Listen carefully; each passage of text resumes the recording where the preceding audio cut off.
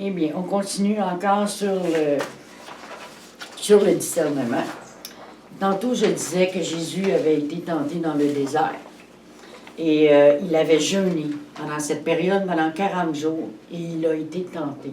Ce qui veut dire que des fois, l'ennemi, Satan ne vient pas nous attaquer juste quand on est vulnérable ou qu'on est dans le fait un péché. Ou... Non, ça peut arriver dans le jeûne aussi. Et c'est là où il essaie de s'introduire dans nos pensées afin de nous tenter, de nous faire succomber pendant que nous sommes dans le jeûne. Et c'est pour ça que la parole devient importante. La parole, les écrits de Dieu sont importants. Et de toujours citer devant l'ennemi la parole de Dieu. Il faut faire la distinction, c'est pas juste pendant qu'on est vulnérable, mais on est aussi vulnérable pendant le jeûne.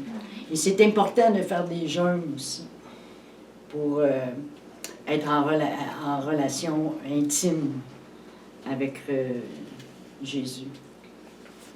Nous allons aller dans la troisième partie qui est nous devons connaître notre ennemi. C'est sûr que pour être capable de le chasser, il faut savoir qui il est, hein, déjà en partant. Et ce n'est pas une personne, c'est un esprit.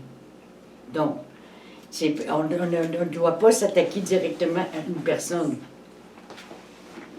Le serpent ancien, c'est un de ses noms.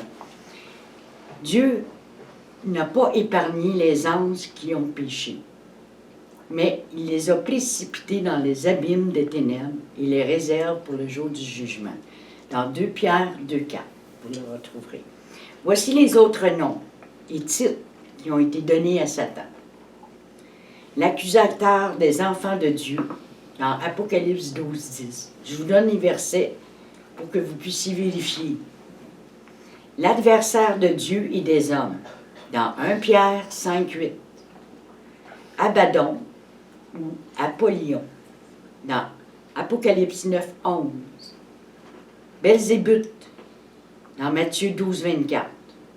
Bélial, 2 Corinthiens 6,15. Le grand dragon rouge, on entend parler dans l'Apocalypse 12,3. Le père du mensonge, dans Jean 8,41. Menteur, dans Genèse 3,4 et dans Jean 8,44. Lucifer, dans Esdras, dans 14,12. Dieu de ce monde, 2 Corinthiens 4,4. Vieux serpent ancien, dans Apocalypse 12,9. Le prince de ce monde, dans Jean 14,30.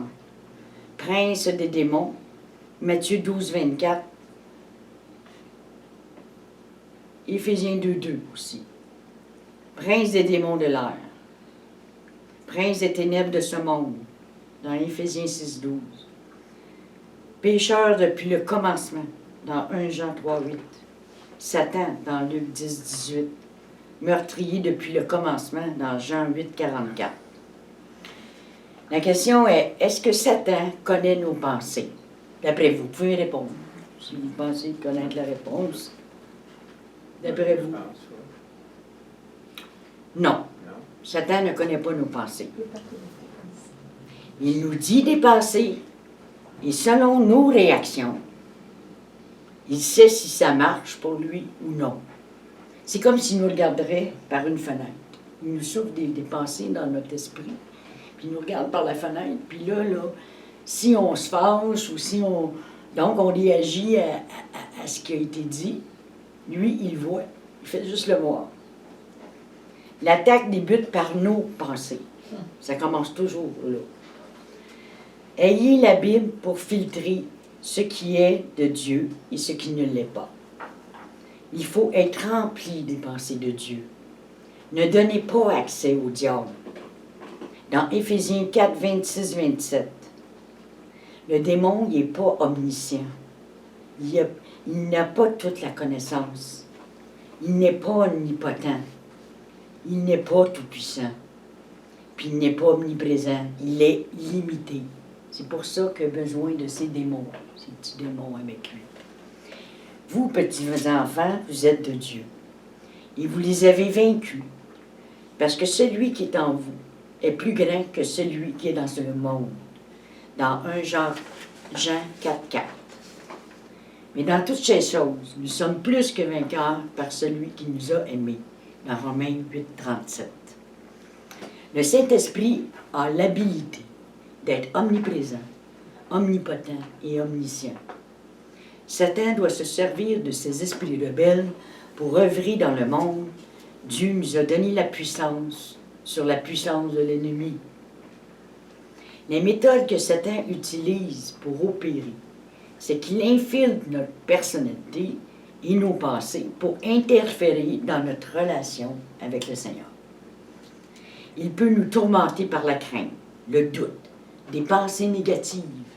Il tente de nous empêcher de lire la Bible, de prier, de louer Dieu et même de témoigner. La mort et la vie sont au pouvoir de la langue. Quiconque l'aime en mangera le fruit. Dans Proverbe 18, 21. Soumettez-vous donc à Dieu, résistez au diable, et il fuira loin de vous. Dans Jacques 4, 7. Car pour ce qui concerne toutes les promesses de Dieu, c'est en lui qu'est le oui, et c'est pourquoi encore l'amen. Par lui est prononcé pour nous à la gloire de Dieu. Dans 2 Corinthiens 1, 20. Car vous avez besoin de persévérance, afin qu'après vous avoir accompli la volonté de Dieu, vous obteniez ce qui vous est promis. Dans Hébreux 10, 36. Pour chasser les esprits, il faut demeurer ferme, sans se laisser troubler par leurs manifestations. Rappelez-vous que Satan ne vient que pour voler, détruire et tuer. Quand Jésus nous protège, aucun démon ne peut entrer. Est-ce que Satan connaît nos pensées? Non. OK. Parfait. C'est tout. C'était la terminaison.